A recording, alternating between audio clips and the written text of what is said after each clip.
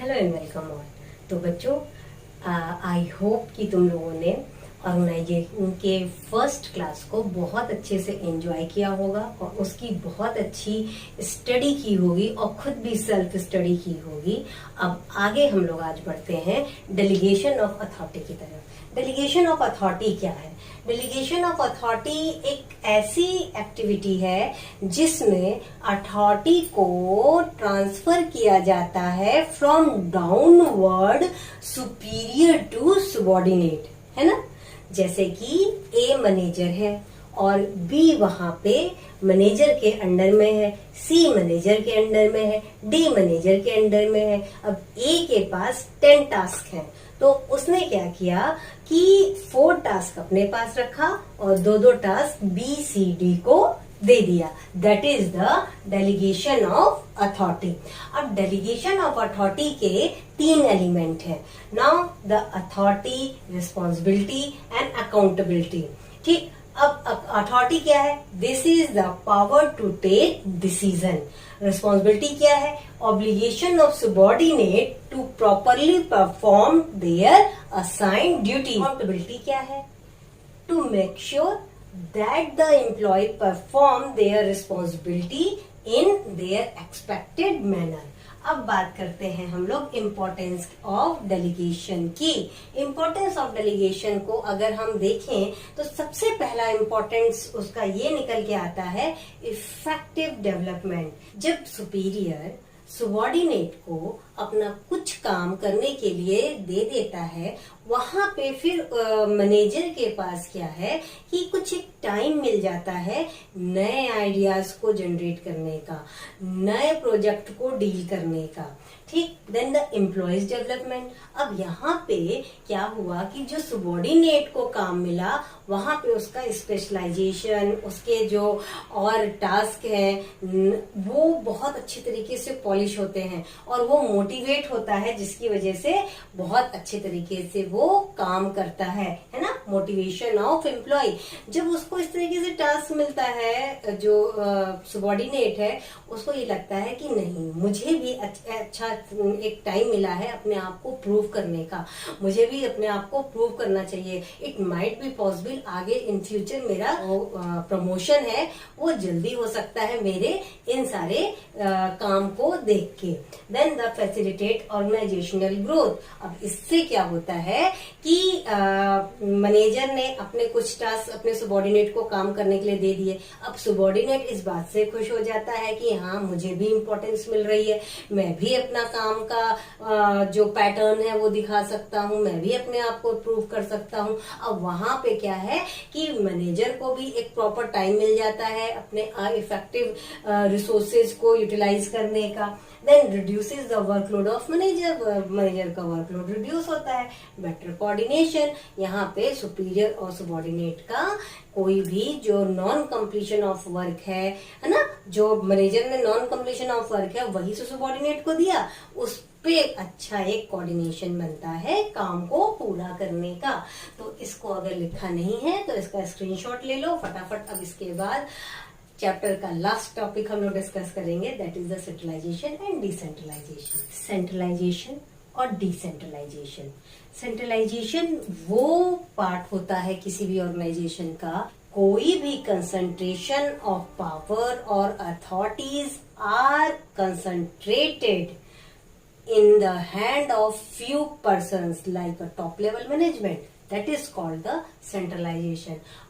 Decentralization में systematic distribution of authority at every level. हर एक level पे सिस्टमेटिक तरीके से अथॉरिटी को डिस्ट्रीब्यूट कर दिया जाता है। Every employee working at different level and get some share in authority, और वो अथॉरिटी में अपना पार्टिसिपेशन करते हैं। अब क्या है, कोई भी ऑर्गेनाइजेशन में केवल सेंट्रलाइजेशन या केवल डिसेंट्रलाइजेशन को समझना बड़ा ही मतलब एक टिपिकल टास्क है। क्यों? क्योंकि दोनों का miss combination most of organisations में होता है ना। जैसे कि कुछ ऐसे डिसीजंस होते हैं जो कि केवल टॉप लेवल मैनेजमेंट के ही हाथ में होते हैं, लाइक फाइनेंशियल और स्ट्रक्चरल डिसीजन, और जो कुछ कॉमन डिसीजंस होते हैं उनको एज ए डिसेंट्रलाइजेशन अपने सबॉर्डिनेट्स में डिस्ट्रीब्यूट किया जाता है। Then the feature of decentralisation, decentralisation का फीचर क्या है?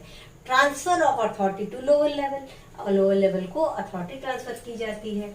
हाँ, और सेलेक्टिव डिस्पर्सल ऑफ अथॉरिटी, जो डिस्पर्सल ऑफ अथॉरिटी है वो सेलेक्टिव होती है। एम्प्लॉय एट मिडिल और lower level can assume responsibility for effective implementation of their decision. जो दिया जाता है उनको टास्क मिडिल और लोअर लेवल पे, वो उसको बहुत ही इफेक्टिवली इम्प्लीमेंट करते हैं अपने डिसीजन से।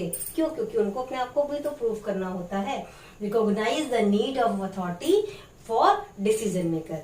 जो डिसेंट्रलाइजेशन है वहां पे जो रिकॉग्निशन का नीड है वो क्या है? वहां का जो डिसीजन मेकर है उसकी authority, believe the people are competent, capable and resourceful. Decentralisation का ये मानना है कि पीपल में एक ऐसा बिलीफ होना चाहिए कि वो कॉम्पिटेंट है, कैपेबल है और वो रिसोर्सफुल है। हाँ, तभी उनको डिसेंट्रलाइजेशन के थ्रू अथॉरिटी दी जा रही है। Top level management very careful select those decision which will be pursued down to lower and those that will be retained at higher level. ठीक है बच्चों, तो ये बात हो गई फीचर की। अब बात करते हैं हम लोग इम्पोर्टेंस ऑफ डिसेंट्रलाइजेशन की। इम्पोर्टेंस ऑफ डिसेंट्रलाइजेशन का पहला इम्पोर्टेंस है कि डेवलप, इनिशिएट अमंग सबॉर्डिनेट। जब कभी भी कोई भी ऑर्गेनाइजेशन में टॉप लेवल अपने सबॉर्डिनेट को कोई भी इनिशिएशन करने के लिए वर्क देता है, उसके साथ में उसको वो क्रिएशन करने का भी एक अपॉर्चुनिटी देता है। ठीक है, develop managerial talent for future. और जब कभी भी सबॉर्डिनेट को कोई भी काम को असाइन किया जाता है थ्रू टॉप लेवल, तो वहां पे उसको अपना जो कॉम्पिटेंसी है, जो अपना टैलेंट है वो प्रूव करने का एक प्लेटफॉर्म मिलता है, जिससे कि उस ऑर्गेनाइजेशन में वो आगे चल के एक बहुत अच्छा डिसीजन मेकर बन सकता है।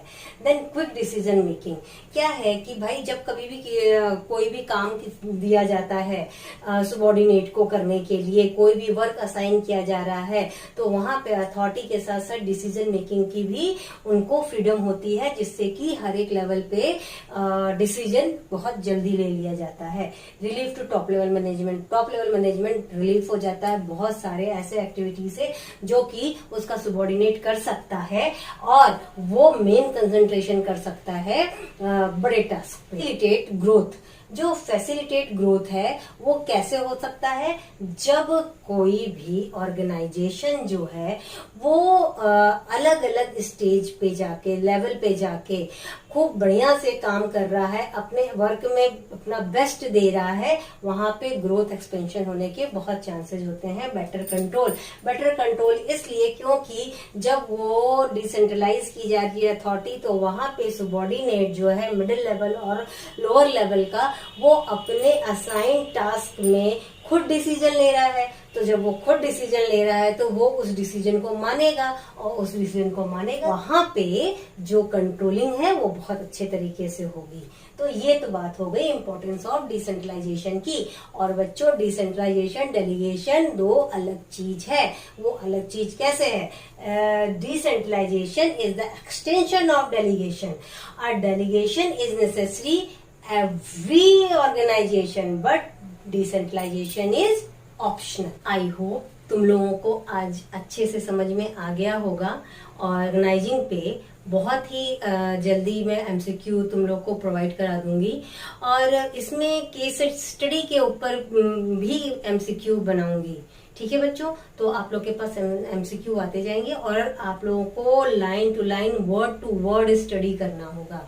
तो नोट्स के लिए आप लोग मुझे टेलीग्राम के चैनल पे कांटेक्ट करिए, डिस्क्रिप्शन बॉक्स में सारे दिया हुआ है लिंक। इंस्टा पे आप लोग अपडेट होते रहिए, और आप लोग को फेसबुक पेज पे भी मैं कुछ ना कुछ प्रोवाइड कराती रहती हूँ, वहां भी जाके देखो। लाइक से सब्सक्राइब करना नहीं भूलना। All the best, take care.